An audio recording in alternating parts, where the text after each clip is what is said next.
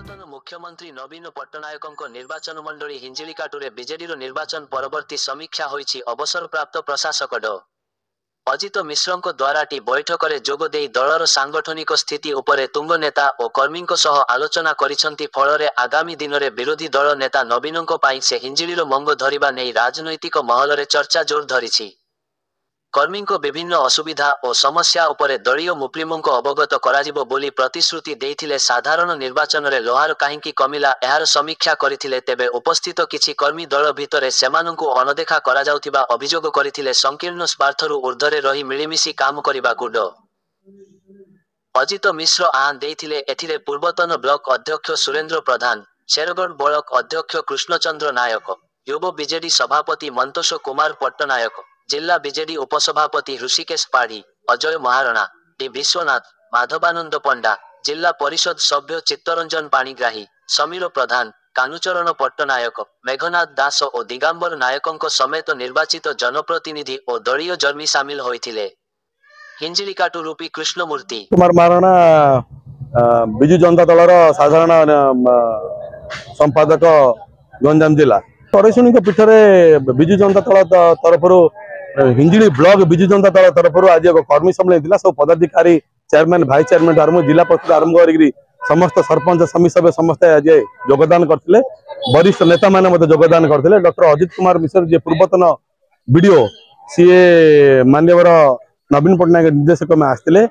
ବିଜୁ ଜନତା ଦଳର କି ଅଭାବ ରହିଯାଇଛି ଦଳ ଭିତରେ, ବିଜୁ ଜନତା ଦଳ ଆଗାମୀ ଦିନରେ କି ରଣନୀତି ପ୍ରସ୍ତୁତ କରିବ ଏବଂ 2029 ସରକାରକୁ ଆସିବା ପାଇଁ କଣ କଣ ଯୋଜନା କରୁଛି, ସେ ଯୋଜନା ସେ ଆଜି ତିଆରି କରାହେଲା ଏବଂ ଆଗାମୀ ଦିନରେ ନେତୃତ୍ୱ ନେବା ପାଇଁ କୌଣସି ବ୍ୟକ୍ତି କୁ ଦାୟିତ୍ୱ ଦିଆଯାଉ, ସ୍ଥାନୀୟ ନେତୃତ୍ୱ ବ୍ୟକ୍ତି ଦାୟିତ୍ୱ ଦିଆଯାଉ, ଯିଏକି ନେତୃତ୍ୱ ନେବ ଏ ବିଜୁ ଜନତା ଦଳକୁ ଆଗକୁ ବଢେଇବ।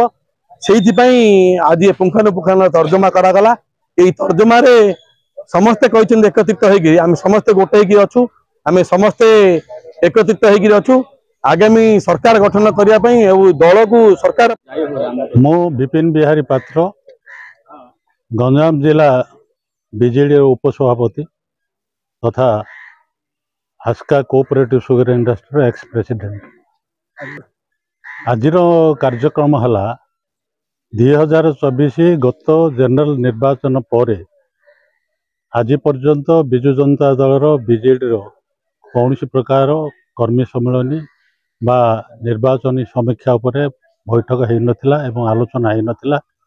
आज आमर सम्मानीय अजित मिश्र साहर को आमर प्रिय नवीन बाबू तथा बिजु जनता दलर अधिष्ठाता राज्यसभा राज्य ओडिशार तांकरी निर्देश रे से आमको किछि गुरुमंत्र बा आमर सुविधा असुविधा बुझापी तांकरी निर्देश रे से आज आसबार प्रोग्राम थिला। ए उक्त प्रोग्राम रे शेरगढ़ ब्लॉकर समस्त नेतृमंडली एवं आमर जो माने कि पीआरआई मेंबर एवं आगदाड़ी छामुआ बीजेडी कर्मी अन्य शुभेच्छु माने आज एठारे एकजुट हो एक सभा कार्य अनुष्ठित होती।